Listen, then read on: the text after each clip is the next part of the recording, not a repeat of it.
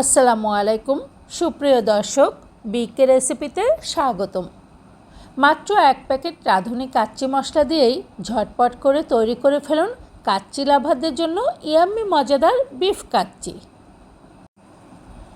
প্রথমেই 3-4 চা চামচ গুঁড়া দুধ 1 কাপ হালকা গরম পানিতে সামান্য কালার মিশিয়ে রেডি করে রাখলাম।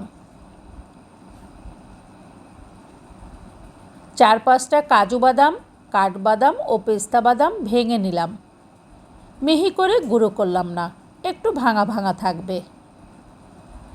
1 কাপ তেল গরম করে 2 কাপ পেঁয়াজ বেরেস্তা করলাম চুলার আঁচ হাই ফ্লেমে রেখে।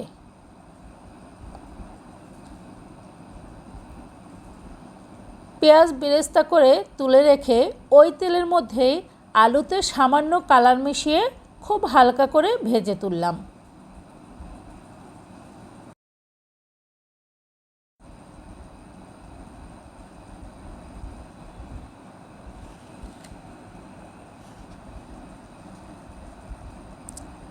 রাঁধুনি কাচ্চি বিরিয়ানি মশলার প্যাকেটের মশলাগুলো একটু ভাগ করে নিলাম।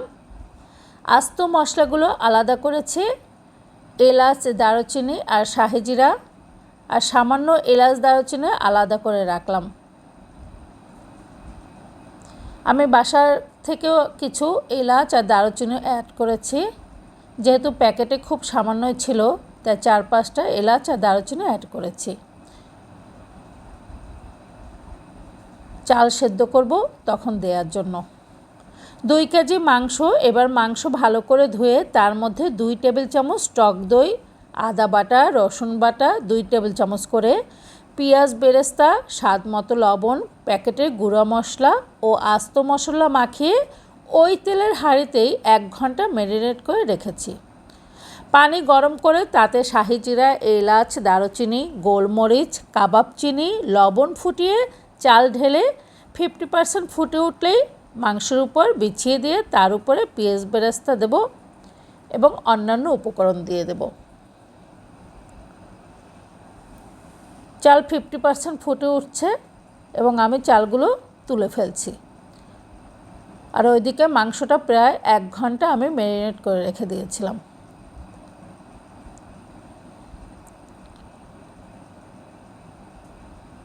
এবার মাংসের উপরে কয়েকটা আলু বোখরা ছিটিয়ে দিলাম। কিছু বাদাম কুচি ভাজা আলুগুলি সেট করে দিয়ে উপরে পেঁয়াজের বেরেস্তা, কাঁচামরিচ সুন্দর করে সাজিয়ে চালগুলো বিছিয়ে দিচ্ছি।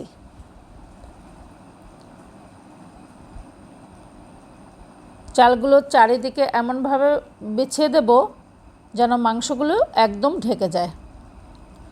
এখন বাকি বাদাম কুচিগুলো দিয়ে দিলাম এবং ওই দুধে ভেজানো দুধের ভিতরে কিন্তু আমি কাওড়া জলও দিয়েছি 1 চা চামচ পরিমাণ। বাকি পেঁয়াজ বেরেস্তা, দুধ, ঘি, কাঁচামরিচ, কিশমিশ, বাদাম সব উপকরণ ছিটিয়ে হাঁড়ির ঢাকনায় আটা মাখিয়ে ভালো করে সিল করে ঢেকে দেব।